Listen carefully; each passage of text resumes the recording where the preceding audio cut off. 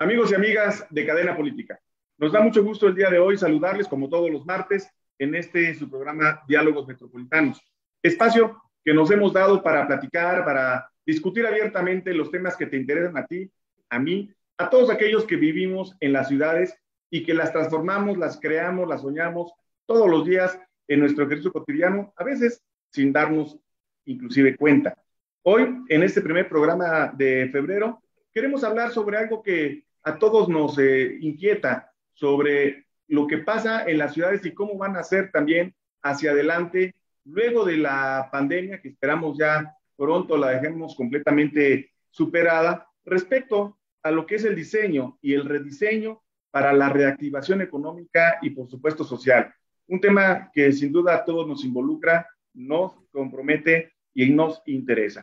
El COVID-19 ha dejado muchas secuelas, a muchos en lo familiar, inclusive en su situación de salud, y por supuesto a nuestra sociedad también, secuelas que tienen que ver con los aspectos de desarrollo social y la situación económica, la pérdida de empleos y por supuesto la afectación a los sistemas educativos. La forma de hacer ciudad sin duda será distinta a partir de esta pandemia mundial por el COVID-19.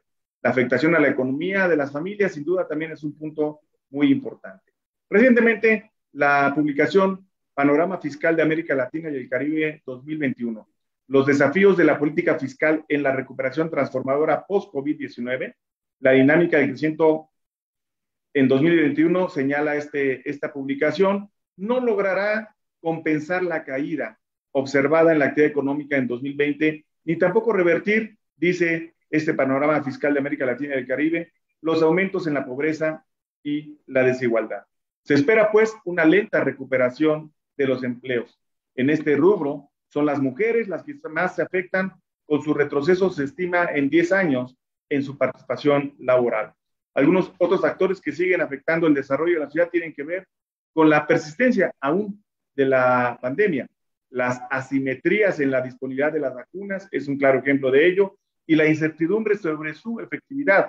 Hay muchos que aún tienen resistencia y que ven sospechosismo en torno a las vacunas. Pero también hay, sin duda alguna, notorias brechas estructurales en materia de desigualdad, espacio físico limitado, baja productividad, informalidad y fragmentación en los sistemas de protección de la salud.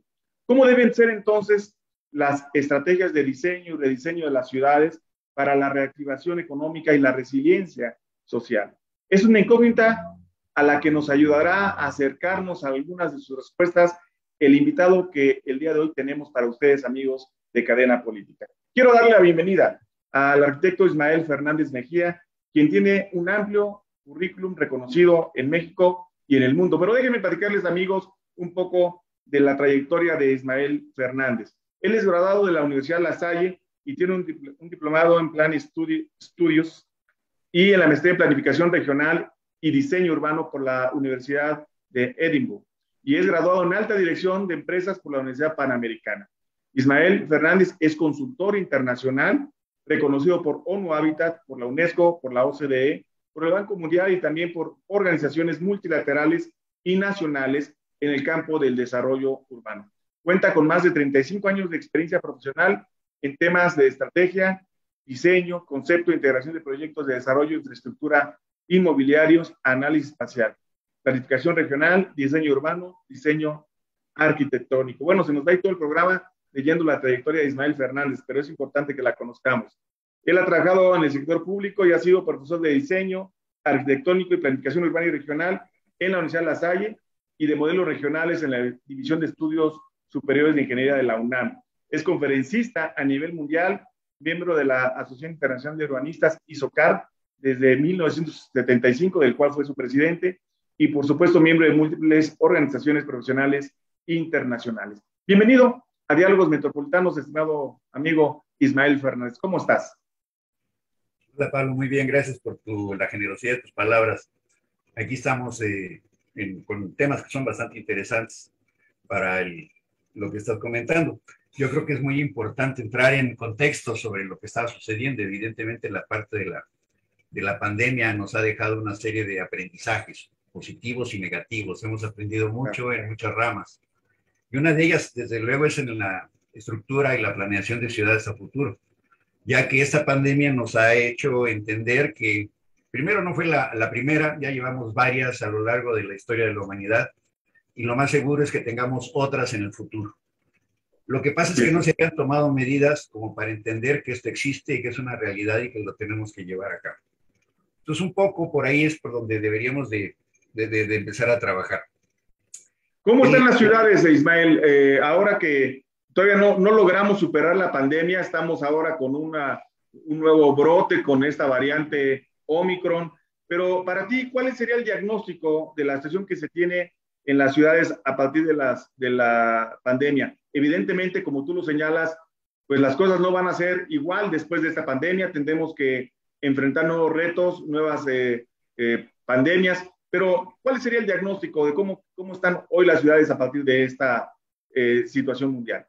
Mira, yo creo que uno de los principales elementos aquí es entender el concepto ciudad como tal. Lo que pasa es que a través de los años hemos entendido la ciudad como la entidad política que eso significa. Aunque la realidad de las cosas, la ciudad tiene otro valor para las personas que la habitan. Entonces, desde el punto de vista de la administración, hay límites internos dentro de la propia mancha urbana que te reparten diferentes alcaldías o diferentes entidades. Sin embargo, el ciudadano no se da cuenta de esos elementos. Él vive en la ciudad y utiliza las habilidades que la ciudad le otorga. Entonces, a este respecto, yo creo que sería muy interesante entender de que el futuro de la humanidad es un futuro urbano. O sea, de aquí en adelante, a partir del año 18, más o menos, de 2018, las Naciones Unidas determinaron que el 50% de la humanidad en ese momento ya vivía en ciudades. Y según esas mismas tendencias, para el año 2050, el 70% de la humanidad vivirá en ciudades. Y si seguimos así, que es como para donde vamos a llegar, el 95% de los habitantes van a vivir en ciudades para el año 2100. Entonces, lo importante es entender que somos una especie urbana, además de ser humana, somos una especie urbana. Vamos a vivir en ciudades de aquí en adelante. O sea, somos el Homo urbanus. Exactamente, somos el Homo urbanus. Más que el Homo sapiens, somos el Homo urbanus, así es. Entonces, aquí yo creo que es muy interesante entenderlo porque las Naciones Unidas han planteado una serie de elementos también, las reuniones de Hábitat 3 en Quito y los objetivos del desarrollo sustentable que se tienen que modificar, y son elementos que se han firmado a partir de los países que van dirigidos precisamente a ese cambio de las ciudades. Que ahorita con el asunto de la pandemia, pues esa tendencia se ha exacerbado. O sea, ya se venía pensando en todo esto, nos cae la pandemia y lo único que hace la pandemia es meterle más velocidad a que las cosas sucedan. El cambio de las estructuras de trabajo en casa y todo ese tipo de cosas, lo que están generando es una modificación en la estructura de la ciudad. Entonces, a este respecto, yo te diría que el modelo tradicional de planeación de ciudades estaba fundamentado en los últimos años en los modelos modernistas, en lo que Le Corbusier escribió en la Carta de Atenas y, en pocas palabras, definió que desde el punto de vista de organización urbana racional de una ciudad hay 4 actividades. Y esas son habitar, trabajar, divertirse y transportarse entre esas 3. A partir de ahí, de los años 30, la planeación de las ciudades tomó como base ese concepto. Y a partir de ahí llegamos a lo que estamos ahora, en donde tenemos el esquema de zonificación y la gente que vive en el sur de la ciudad tiene que trasladarse todos los días en la mañana al centro porque ahí es donde trabaja y después tiene que trasladarse de regreso a donde vive y se generan unos problemas muy importantes de pérdida de trabajo, de tiempo y de transportación. Claro, ciudades desconectadas, Ismael. Exactamente, todo el concepto de zonificación es lo que se tiene que modificar. De hecho, antes de la estructura modernista, pues las ciudades eran de usos mixtos. O sea, el taller del carpintero estaba a la altura de la banqueta y el señor vivía en la planta de arriba. Y al lado estaba la tintorería y al lado estaba la panadería y entonces toda la vida urbana se daba en ese espacio. Y esa es la tendencia hacia el futuro. La realidad de las cosas es que esa nueva definición de ciudades, hacia donde tenemos que enfocar el planteamiento de las ciudades, es precisamente regresar a la posibilidad de tener una vida urbana. Y eso se ve claramente. En la Ciudad de México tienes elementos muy representativos. Tienes la colonia Condesa, tienes la colonia Roma, tienes la parte norte en la zona de Tepito, o sea, son áreas en donde la gente vive, se identifica, pertenece y no necesita salir de ahí para cumplir la mayoría de sus necesidades. Entonces, la política urbana tiene que dirigirse un poco hacia esa parte, ese es hacia donde le llamaríamos el cambio de paradigma. Tenemos que estar más enfocados en el análisis de los flujos, el análisis de los deseos de las personas que viven ahí y desde luego las limitaciones ambientales que se proponen. Si tomamos esos elementos en consideración, de ahí partimos a un nuevo paradigma que es hacia donde se está dirigiendo ahorita el planteamiento de la ciudad. Entonces, ese nuevo paradigma nos identifica algunos elementos que habría que tener en consideración. O sea, tenemos que descentralizar la infraestructura, o sea, las decisiones de infraestructura tienen que escalarse, las decisiones regionales y las decisiones locales, para que de esta manera se puedan intercalar los sistemas de redes. Lo mismo sucede con la descentralización de la población. Y esto nos va a llevar a un elemento muy importante que es la estructura de redes multipolares dentro de la propia estructura de la ciudad, que es hacia donde tendríamos que tender, para romper la estrategia de zonificación, aquella de los flujos. Claro. Mejor pensamos en la ciudad de otra manera, en una ciudad en donde genere centros de atracción dentro de los mismos núcleos urbanos para que no se tenga que desplazar las personas. Esto obviamente va a tomar un tiempo en que esto suceda, pero tenemos que empezar en algún momento. De hecho, te podría comentar que hay teorías que ahorita se están aplicando ya en Barcelona y en París, fundamentalmente, que es el concepto aquel de la ciudad de los 15 minutos. Un concepto que surgió al principio de los años 10, 2010, una cosa por el estilo, en donde se supone que cualquier ciudadano en un radio de 15 minutos de donde vive debe de tener el 95% de la satisfacción de sus necesidades. Eso incluye su trabajo, su escuela, los servicios, todo. O sea, su barrio. Estamos regresando precisamente a la planeación de barrios.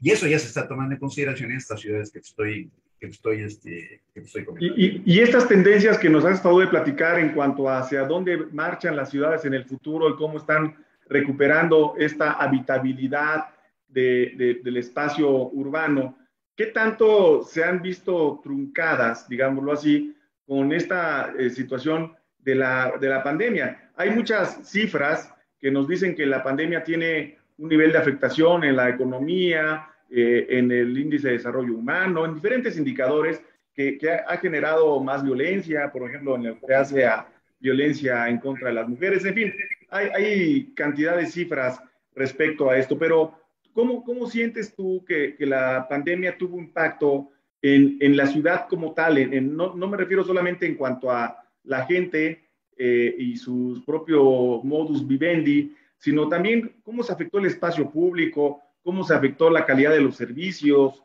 cómo se afectó la infraestructura urbana, la operación misma de la ciudad. ¿También es una víctima de la pandemia? Pues mira, yo más que víctima podría decir que es una ventaja. Aquí sí, quizás... Mira, qué interesante.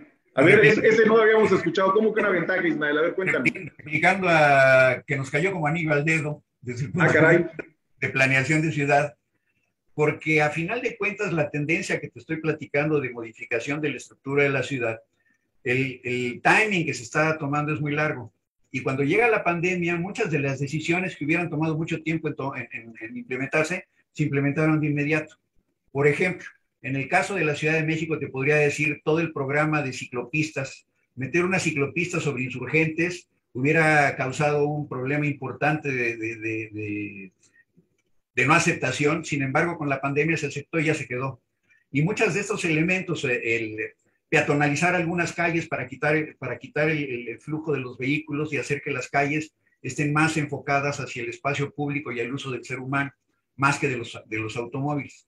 Estas decisiones estaban en proceso. La pandemia las aceleró completamente. ¿Por qué? Porque los médicos, los científicos de este respecto dijeron que es un problema que se transmite de una manera aérea. Entonces, entre más ventilado esté el asunto, es mucho más fácil para el ciudadano evitar la contaminación. Entonces, por eso te digo que un poco como que nos cayó mejor. Independientemente de las afectaciones de salud y todo lo que ya conocemos, que no vale la pena meternos a discutir en este momento, pero sí desde el punto de vista del diseño de la ciudad. Ahora, Este elemento que estamos viendo tiene una mezcla entre la parte social y la parte física, por decirlo de esta manera. El hecho de tomar una decisión de hacer una ciclopista es meterte con la infraestructura. El hecho de decirle a la gente que te tienes que mover a través de esa línea que se te está moviendo para evitarte tu contaminación, que te subas arriba de un camión que va lleno en lugar de que andes en bicicleta, eso afecta la parte física. Entonces aquí a lo mejor lo que vale la pena es retomar algunas de las teorías existentes sobre la planeación de estos elementos. Y entonces para analizar estas cuestiones tú puedes decir que la ciudad es como, hazte de cuenta que es como una computadora, en donde el hardware es toda esta infraestructura, las calles, las líneas de transmisión, etcétera, es el hardware. Y todo lo que es el software son las redes de comunicación social y económica que existen dentro de la ciudad. Entonces, si tú la analizas con estos dos elementos, es mucho más fácil entender qué está pasando. Sin embargo, ninguno de los dos puede vivirse en el otro. O sea, no podemos tener relaciones económicas ni sociales si no tenemos la infraestructura para que esto se lleve a cabo. Y de nada te sirve tener una gran infraestructura si no pasa nada en la parte de arriba en el sentido de las relaciones económicas y sociales. Claro. Entonces, si lo vemos desde este punto de vista y analizamos la ciudad de esta manera, con estos dos elementos, y por el otro lado, lo que te comentaba hace un momento de las redes polinucleares, entonces podemos encontrar con gran facilidad la reestructuración de una ciudad, en donde tú dices, vamos a suponer, y sigo tomando como ejemplo la Ciudad de México, vamos a suponer que estos centros de actividad económica están muy identificados. Tienes Anaque, tienes La Condesa, la Colonia Roma, Iztapalapa, Ciudad Satélite, Tlalnepantla, que son parte del mismo estructura urbana. Cada una de esas ubicaciones, tú la puedes convertir como un núcleo de desarrollo y pensar desde el punto de vista de hardware en hacer todo el sistema de comunicaciones regionales. Pero desde el punto de vista del software, tú puedes jalar hacia allá a que la gente se vaya encontrando en estos barrios y se vaya generándose la estructura de núcleos, en donde se convierten en barrios y se da el concepto de pertenencia, que es una cosa que se perdió con la zonificación. Antes tú pertenecías a una zona de la ciudad.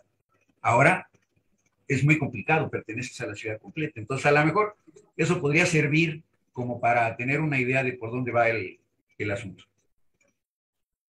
Eso es. Entonces, la pandemia ha sido uno de esos fenómenos perturbadores que puede generar un detonante, pero también en algunas otras áreas de la vida cotidiana de la ciudad también tiene afectaciones. En el mundo hay ciudades que pueden ser vistas como casos de éxito y algunas como que se estancan.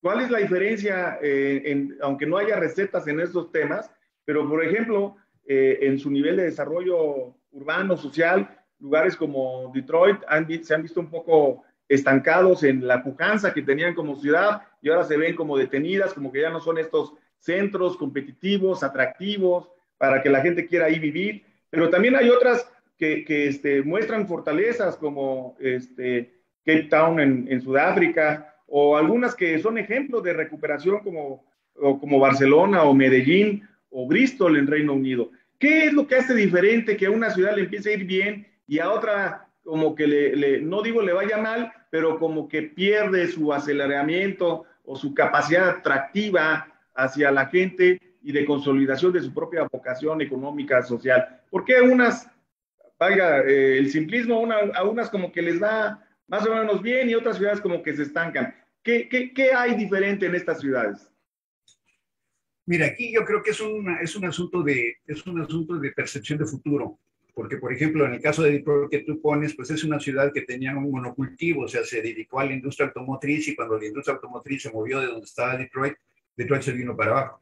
Y lo mismo sucedió con la ciudad de Pittsburgh, que manejaba absolutamente toda la parte del acero, se fue el acero y la ciudad se vino para abajo. No tuvieron tiempo de reinventarse. En el caso contrario, en el caso de Barcelona, por ejemplo, el caso de Barcelona, para la Olimpiada del 92 tomaron la decisión de futuro. Dijeron, vamos a tener una Olimpiada, va a haber una gran inversión y entonces esa ciudad va a tener una visión a 30 años o 40 años. Y esa visión de futuro que se establecieron, iniciaron con el ejemplo de la Olimpiada del 92 y cambiaron radicalmente toda la estructura de la ciudad. Y lo mismo sucedió, por ejemplo, con Londres.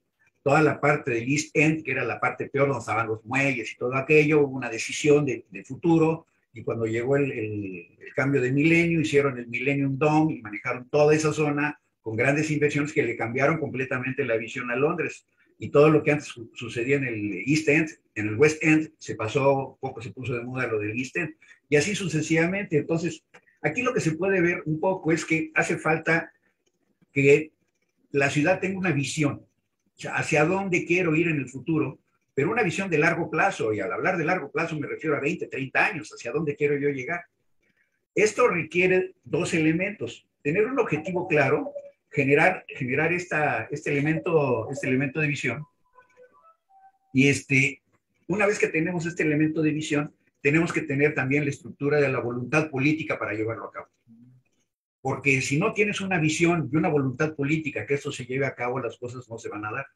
Entonces, aquí creo que es un elemento muy importante, sobre todo para la administración de la ciudad, en el sentido de cómo creamos una visión.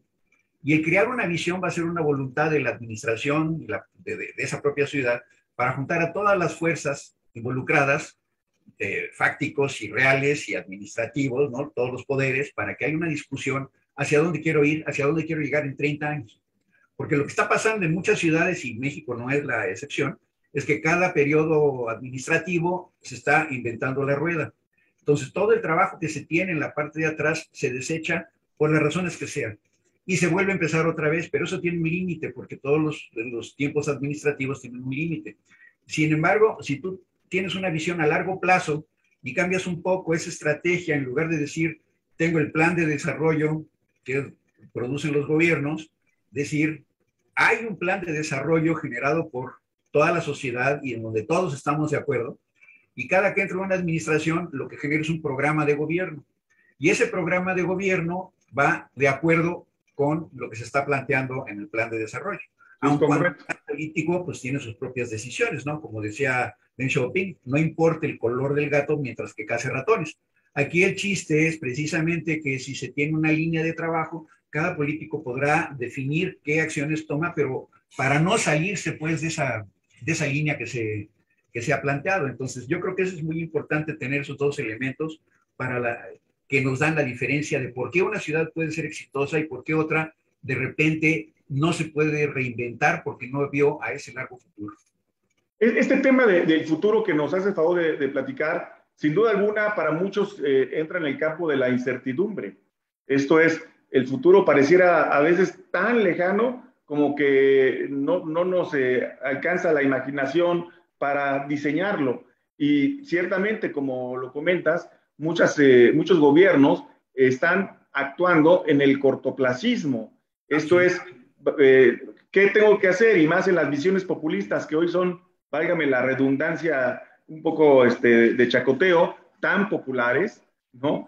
Pues resulta pues que lo que hay que hacer es lo que me reditúe políticamente para la siguiente elección y no, como algunos han dicho, para la siguiente generación. De tal manera que abandonamos la visión del futuro justamente y nos dedicamos a resolver los problemas que nos generan tal vez una presión en la opinión pública, pero que no nos dan la posibilidad de resolver de manera estructural, de fondo, de raíz, los grandes problemas de las ciudades. Entonces, para que una ciudad pueda entrarle a este tema de pensar en sí misma, de rediseñarse, de dinamizarse, de reactivarse económica y socialmente, ¿cómo deben de hacerle el tomador de decisiones públicas?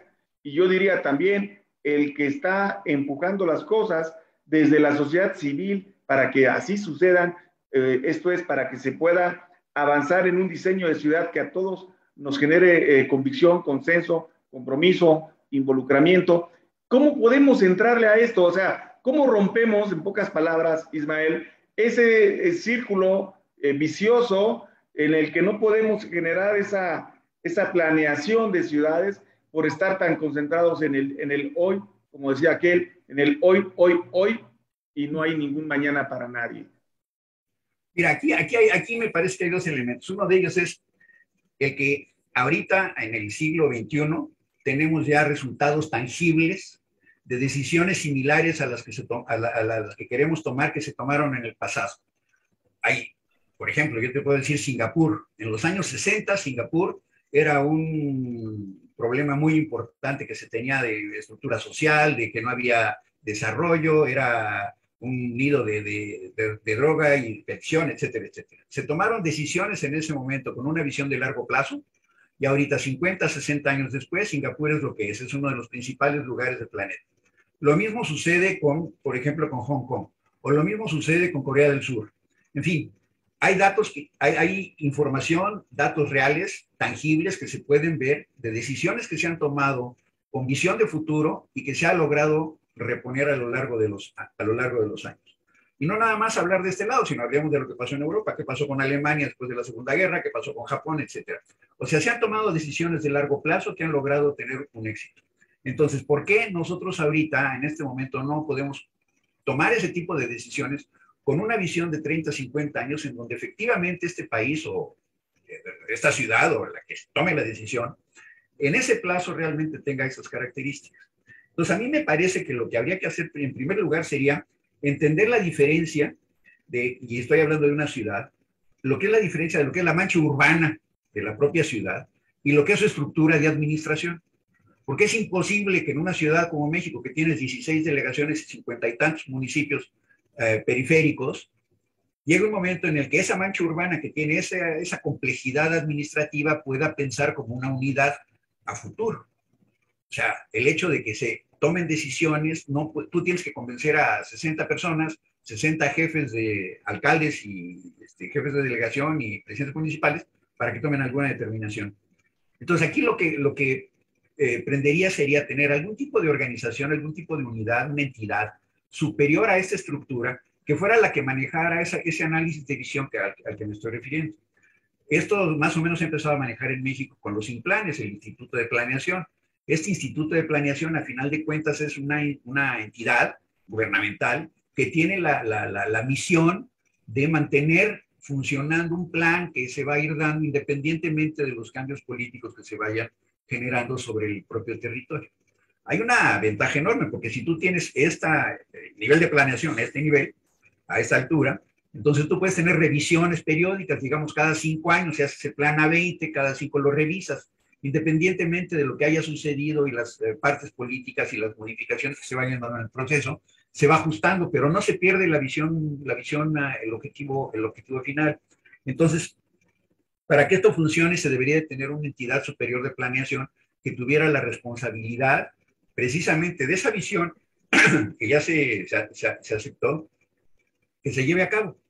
Y cada administración, y si hablamos de administraciones de 6 años, pues a lo mejor en el 5.º año de gobierno de cada uno tienes la opción de hacer una revisión del plan.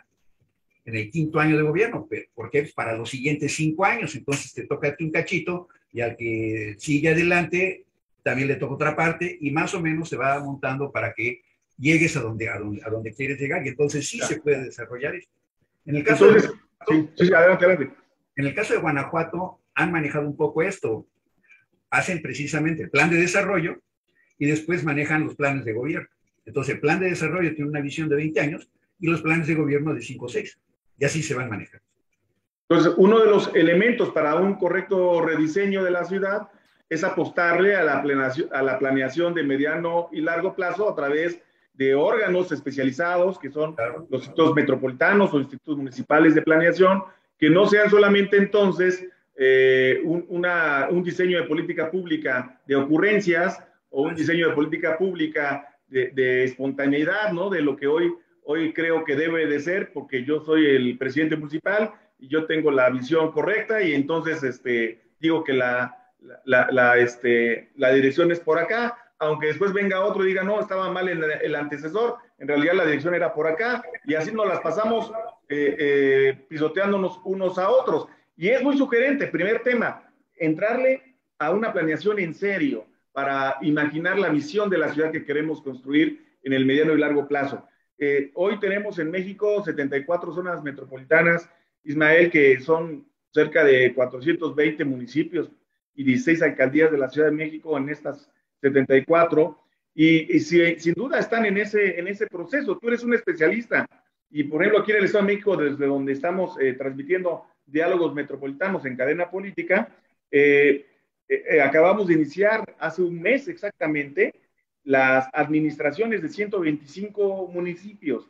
Estos alcaldes que acaban de iniciar sus gestiones municipales y los que tienen esta necesidad o esa visión de construir ciudad en mediano y largo plazo, ¿cómo pueden entrarle para generar este desarrollo urbano metropolitano, para también que su actuación pueda atraer inversión y pueda también generar cadenas de valor en sus ciudades? En pocas palabras, ¿cómo pueden entrarle a que sean sus ciudades más competitivas, Ismael? ¿Se puede, a pesar de que tengamos periodos de gobierno tan cortos, 3 años, en el mejor de los casos 6, lograr que sentemos las bases para que esto se dé así? Mira, yo creo que el concepto de planeación a largo plazo es muy importante porque hay proyectos como, por ejemplo, te diría yo, la red del metro, que si se tuviera un plan maestro para el desarrollo del metro, pues es un proyecto que se va a construir en 20 años o más, porque se van a ir haciendo las líneas, no es de ocurrencia, o sea, ya están trazadas las rutas por donde tiene que pasar y todo lo demás. Y lo mismo sucede con las redes de agua y todo lo demás.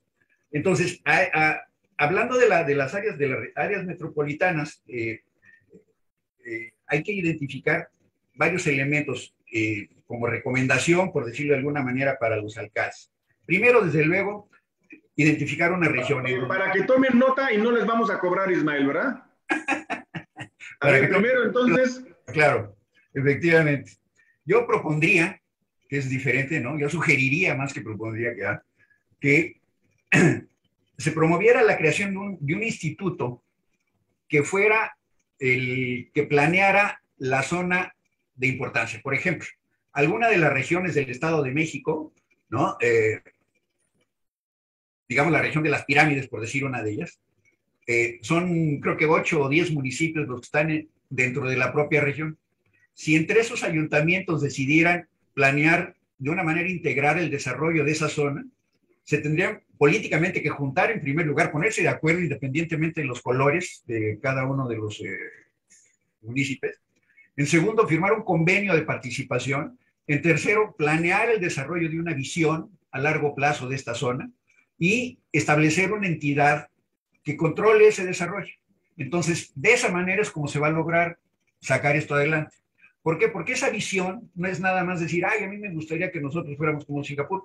Sí, ojalá. Pero ¿qué tuviste que hacer para ello? Eso es lo importante, el proceso. En el proceso, ¿cómo llegué? Y para llegar en el proceso tengo que planear a largo plazo. Y el resultado de este proceso, si regresamos a considerar lo que platicaba yo de las ciudades, de la parte del hardware, o sea, la parte de infraestructura y la parte de software, la parte de desarrollo económico. Entonces, en esta visión se puede plantear los dos elementos. Desde el punto de vista de infraestructura, nosotros podemos decir con toda claridad, tenemos que hacer tales y cuales proyectos de inversión de infraestructura. Estos proyectos tienen que ser con presupuesto público y estos otros proyectos pueden ser con presupuesto privado. Y entonces ya los establecemos de entrada. En segundo lugar, decir, el desarrollo económico de esta región no va a ser monocultivo, o sea, no nos vamos a dedicar exclusivamente a manejo de turismo o lo que sea, sino vamos a tener 3 o 4 actividades que nos permitan integrar. Para que esas actividades se logren, se necesita cierta infraestructura. Y esa infraestructura es la que viene colgada a los proyectos. Entonces, para la administración es muy sencillo, porque si tú ya tienes determinado cuáles son los proyectos en los que hay que invertir, ya sabes como recomendación si es dinero fiscal o es dinero privado. Entonces tú ya puedes empezar a proponer el desarrollo de esos proyectos según se vayan manejando. Y esa misma posibilidad de desarrollar esos proyectos lo que va a hacer atraer gente que tenga ganas de invertir, porque ya está viendo que va a haber la infraestructura necesaria para que sus propios negocios dentro de las áreas de interés van a poder funcionar. Entonces, con eso matas, por decirlo de alguna manera, 2 pájaros de un tiro. Por un lado, propones el desarrollo a largo plazo de tu región. En segundo lugar, identificas proyectos de inversión, por lo tanto, una parte importante del presupuesto queda determinada para proyectos regionales, no locales, regionales. Y ese manejo de proyectos regionales lo pueden invertir los privados o los públicos, dependiendo de los propios intereses que se vayan dando en el momento. Y además, tú vas a saber que el futuro de esa región va a ser una región especializada en 2 puntos, tecnología fulana de tal, en naves espaciales, en agricultura de alta tecnología, en fin, de lo que sea. Pero ya lo tienes claro. y no simple y sencillamente manejas lo que yo le he llamado el concepto del corcho, que es... Del corcho. Sí, del corcho. Vas flotando, pero no sabes a dónde vas. Y entonces no se acaba de organizar nada, sino nunca sabes. No te hundes, pero pues tampoco sabes a dónde vas. Sin embargo, con una visión ya tienes claro tu futuro y yo creo que ese sería el elemento más importante desde mi punto de vista que habría que tomar en consideración. O sea, el problema es cuando las ciudades solamente van navegando, como dices en el ejemplo del corcho, por la inercia. O sea, simplemente vamos dejando que las cosas fluyan, pero no sabemos hacia dónde nos llevan las mareas.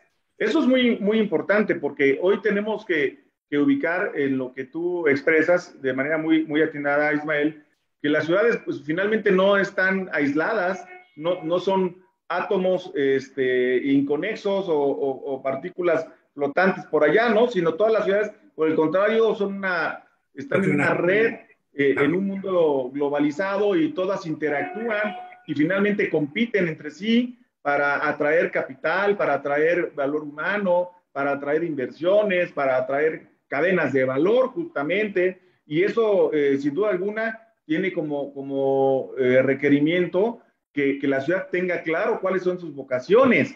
Es muy interesante lo que señalas en el sentido de que una ciudad que solamente pone todos los huevos en una canasta, pensando que ya encontró que el tema turismo le va a ser suficiente para salir adelante y deja de invertir en otros campos de la actividad humana y consecuentemente empieza a perder oportunidades, como lo que has dicho hoy en los ejemplos de Detroit o Pittsburgh, en lo que les ha sucedido con la industria automovilística o el acero.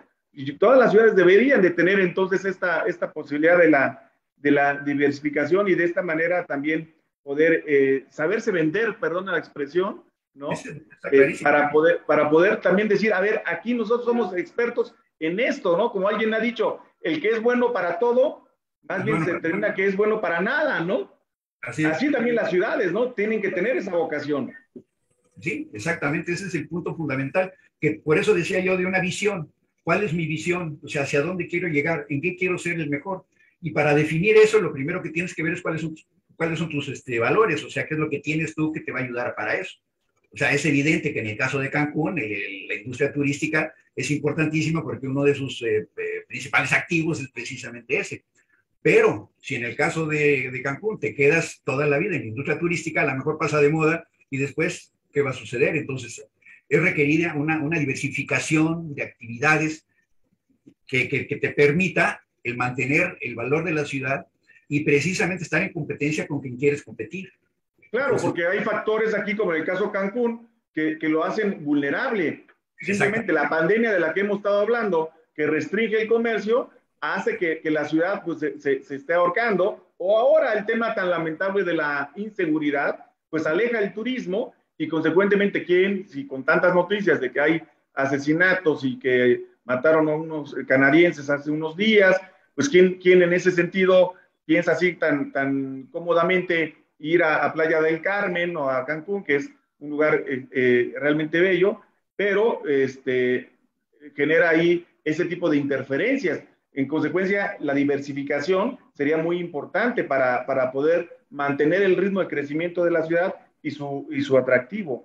De esta manera, en México, Ismael, sin duda muchas ciudades le están apostando al rediseño de sí mismas para hacer, en ese sentido, sitios atractivos. ¿Crees que hay buenos casos de éxito en México de rediseño de ciudades que puedan decir, esta ciudad está siendo hoy la vanguardia en creatividad, en innovación, en materia de rediseño? Porque a veces queremos utilizar los casos de éxito y nos vamos a latitudes muy lejanas, ¿no? Es que allá en Europa las cosas sí las saben hacer bien, es que allá en Asia ellos tienen otra mentalidad. Y aquí en México, ¿cuáles son los casos de éxito, Ismael, de rediseño de ciudades? Mira, yo creo que la zona del Bajío es un caso muy importante, porque al final de cuentas el Bajío, por decirlo de alguna manera, resucitó en los años 50, 60 de problemas importantes que se tenían en esa zona, porque cambió toda la estrategia. Originalmente estaban metidos fundamentalmente en la parte correspondiente de agricultura, y de repente llegó la General Motors porque la corrieron de la Ciudad de México y se puso en Silao. Y a final de cuentas, eso fue, digamos, la semilla que generó todo el desarrollo que ahorita se tiene. Que fue una cosa, digamos, casual a final de cuentas, pero casual, pero se supo aprovechar la oportunidad, porque llegó la General Motors y al final de los años 90 se decidió construir el primer puerto interior de América Latina en la zona de Silao. Y ese fue el detonador de todo esto, a final de cuentas. ¿Por qué? Porque llegaron una cantidad importante de proveedores, nuevas industrias, se pusieron otro tipo de actividades, pero todos desarrollados dentro del hub del clúster de automotriz. Ese para mí es una ciudad de éxito. En el caso de Querétaro, se pone la Bombardiera ahí al lado del aeropuerto nuevo, y ahora Querétaro es una de las potencias importantes en cuestiones de astronavegación y de aeronáutica. Entonces, yo creo que hay actividades muy interesantes. Hablábamos hace un momento de Cancún, hay una política muy importante ahí en la actual administración, precisamente de la diversificación de las actividades, para prever que en un futuro la parte ahorita que tiene recursos porque llega el turismo, hay que poner algo que te mantenga dentro de eso, y entonces cuestiones como tecnología, como el Silicon Valley del Caribe, ese tipo de cuestiones, porque tienes las actividades, tienes la conectividad, tienes el aeropuerto, tienes una cantidad importante de cosas, pueden llevarse a cabo y entonces salir por ahí adelante. Sin embargo, hay otras ciudades en donde no les interesa, porque pues, como tú decías hace un momento, en mis 3 años yo voy a dejar aquí huella y los que siguen que se mueran y los que vinieron pues no sabían hacer nada. Ese es un problema en el que sí hay que tomar acción en ese respecto para el rediseño de esa zona, obviamente. Pues es muy importante para el rediseño de una ciudad el factor ciudadanía. O sea, no es un tema que solamente podamos constreñir a lo que hace el gobernante con sus ocurrencias y su cortoplacismo y su oportunismo. También tiene que ver con una ciudadanía que tenga un rol activo, un rol participativo y que tenga claro de cómo puede incidir en el diseño de la ciudad y hacia dónde puede él también contribuir para que esto se dé.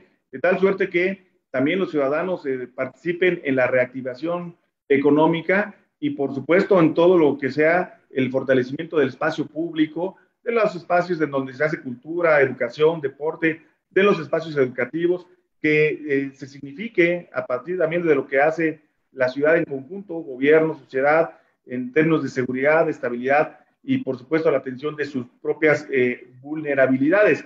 El reto es amplísimo, Ismael, y sin duda tu experiencia a nivel nacional y a nivel internacional, pues nos da muchas ideas de lo que se puede hacer y de las experiencias que podemos aplicar desde lo local. Lo importante es que lo global viene no a eliminar lo local, sino por el contrario a fortalecerlo, a reafirmar lo que pasa en el ámbito inmediato, cotidiano, que es sin duda alguna el municipio en donde se pueden hacer grandes transformaciones y sin duda alguna la posibilidad de rediseñar nuestras ciudades.